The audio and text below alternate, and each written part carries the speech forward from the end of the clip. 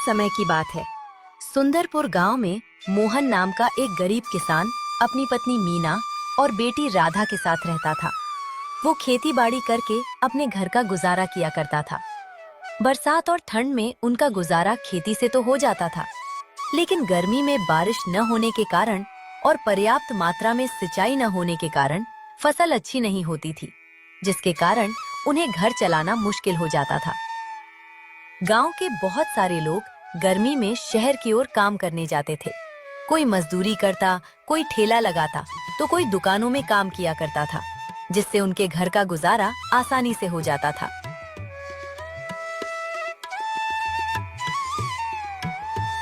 मोहन बेटा, कैसे हो? सब खैरियत? गुजारा तो हो रहा है ना घर का अच्छे से? हाँ काका, सब खैरियत है। बस वही शहर जाकर कुछ काम करने के बारे में सोच रहा था। समझ नहीं आ रहा है कहाँ जाऊं, क्या काम करूं। अरे बेटा, मेरा बेटा तो गर्मी के मौसम में हर बार मुंबई जाता है। वहां पर वो एक बड़े से किराने की दुकान में काम करता है। उसे वहां अच्छी खासी रकम मिल जाती है, जिससे हमारा गुजारा आसानी से हो जाता है। अगर तुम चाहो तो क्या मैं तुम्हारे लिए बात करूं? काका, मैं घर जाकर आपको बताऊंगा। वैसे राजू को कितने रुपए मिल जाते हैं एक महीने में? यही कोई 2 से 2,500 मिल जाते हैं बेटा। शहर में अच्छी कीमत दी जाती है। ठीक है काका, मैं आपको कल बताता हूँ। मीना से भी तो इसके बारे में बातचीत करनी है। गर्मी का मौसम आने ही वाला था। सभी लोग बाहर जाने की तैयारी कर रहे थे। मोहन भी इस बार बाहर जाने की सोच रहा था, मगर उसे समझ में नहीं आ रहा था कि बाहर लोग कैसे रहते हैं, वहाँ का माहौल कैसा है। इसीलिए वो बाहर कमाने जाने से घबरा रहा था। इतने उदास क्यों हो जी? कुछ बात है क्या? नहीं मीना, बस इस गर्मी में मैं भी बाहर जाने की सोच रहा था। सुना है शहर में कमाई की अच्छी रकम दी जाती है। अगर मैं भी बाहर कमाने गया तो घर का गुजारा आसानी से हो जाएगा। राधा की पढ़ाई भी हम अच्छे स्कूल से करवा सकते हैं। हाँ जी, हम बाहर जाकर कुछ काम कर सकते हैं। मैंने सुना है दिल्ली के लोग छोला भटूरा बहुत खाते हैं। वहाँ पर सबसे फेमस छोला भटूरा ही है। क्यों ना हम भी वहाँ जाकर छोला भटूरा का दुकान लगाए, शायद कमाई अच्छी हो जाए। बात तो तुम सही कह रही हो मीना, लेकिन बाहर सिर्फ मैं जाऊंगा। राधा का भी तो ध्यान रखना है, उसकी पढ़ाई भी तो है। हमारे पास इतने पैसे नहीं हैं कि हम उसे शहर में पढ़ा सके। ठीक है जी, आप दिल्ली जाइएगा और छोले भटूरे की दुकान लगाइएगा। मैं भगवान से दुआ करूंगी कि हमारा भी काम अच्छे से हो सके। गर्मी आते ही मोहन अपना सामान लेकर शहर की ओर चल पड़ता है। कुछ ही दिनों में मोहन वहाँ पर एक अच्छी जगह देखकर अपने छोले भटूरे की दुकान लगाता है। आओ आओ, इधर आओ, छोले भटूरे खा लो। 50 रुपए की फुल प्लेट छोले भटूरे खा लो। गांव के स्वाद से भरपूर छोले भटूरे वाला। जल्दी आओ, छोले भटूरे खाओ, जल्दी आओ। 50 रुपए के एक प्लेट छोले भटूरे। 50 रुपए के एक प्लेट छोले भटूरे। इस तरह से मोहन दिल्ली शहर में अपने छोले भटूरे को बेचने लगता है। मोहन की आवाज सुनकर आसपास के लोग उसकी दुकान की ओर आते हैं। कितने के हैं एक प्लेट छोले भटूरे? ज्यादा नहीं सर, मात्र 50 रुपए के एक प्लेट पूरे हैं। एक प्लेट में 2 बड़े बड़े भटूरे और आप जितना खा सको उतने छोले। अच्छा, ठीक है। मेरे लिए एक प्लेट लगा दो। बहुत दिन हो गए दिल्ली के छोले भटूरे खाते हुए। आज तुम्हारे हाथ के छोले भटूरे का स्वाद चखता हूँ। हाँ सर, क्यों नहीं, आप बैठिए, मैं तुरंत आपके लिए एक प्लेट छोले भटूरे लगाता हूँ। थोड़ी ही देर में मोहन एक प्लेट छोले भटूरे उस आदमी को दे देता है।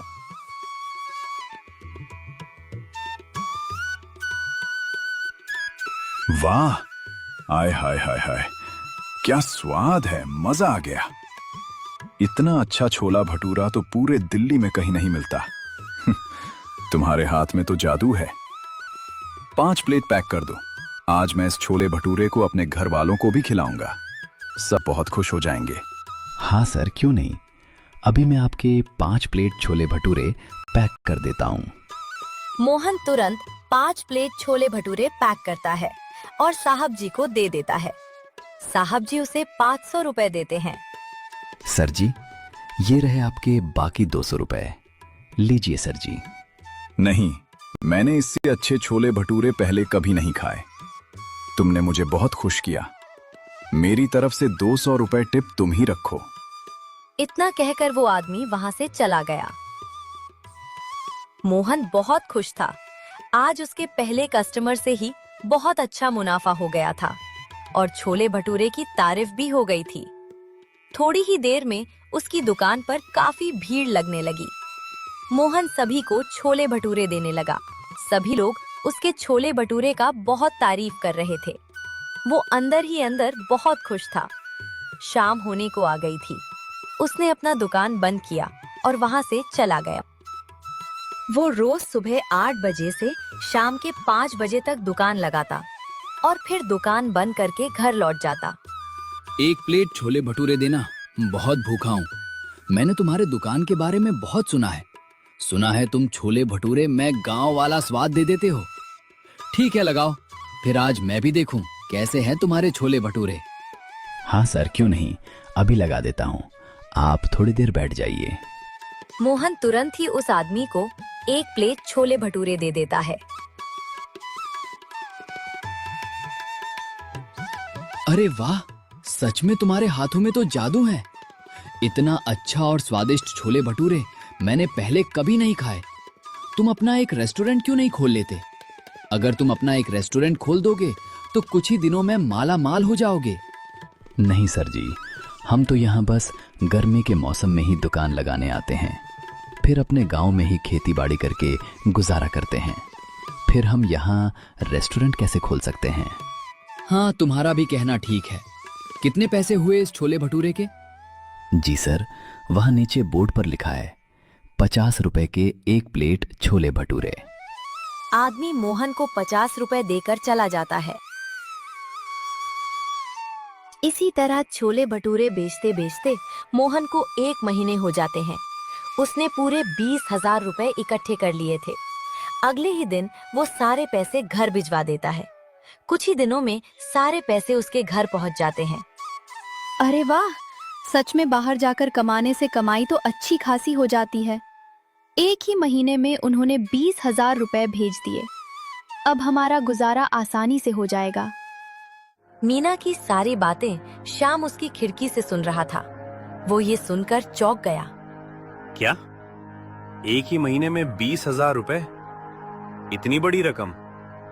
अब मुझे पता करना पड़ेगा कि मोहन कौन सा शहर गया है काम करने। मैं भी वहां जाऊंगा, अपनी दुकान लगाऊंगा और मैं भी माला माल हो जाऊंगा।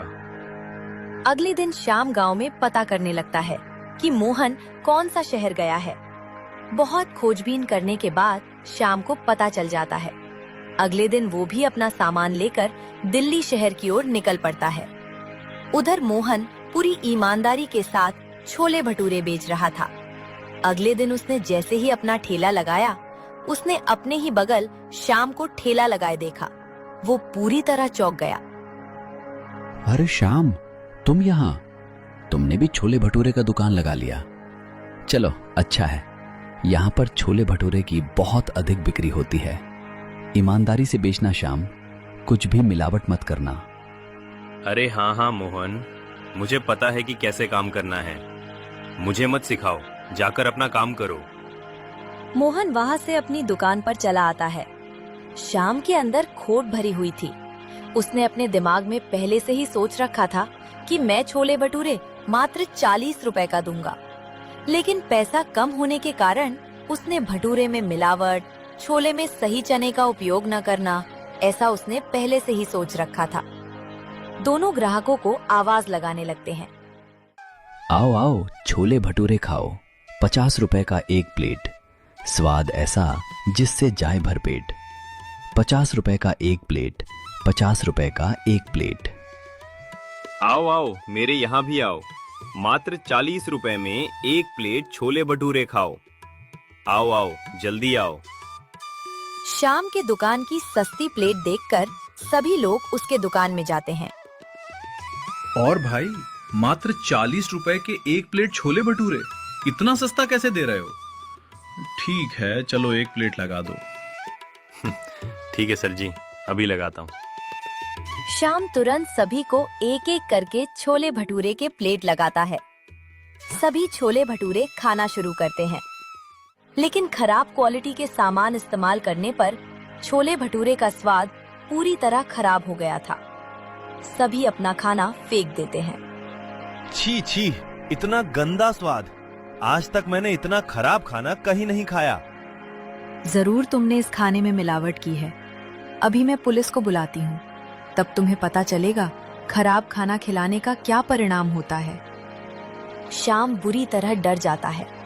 उसे उसकी गलती का एहसास हो जाता है। मुझे माफ कर दो। मैं पैसे की लालच में अंधा हो गया था, इसलिए मैं मिलावटी छोले भटूरे बेच रहा था। मुझे माफ कर दो और कृपया करके पुलिस को मत बुलाओ।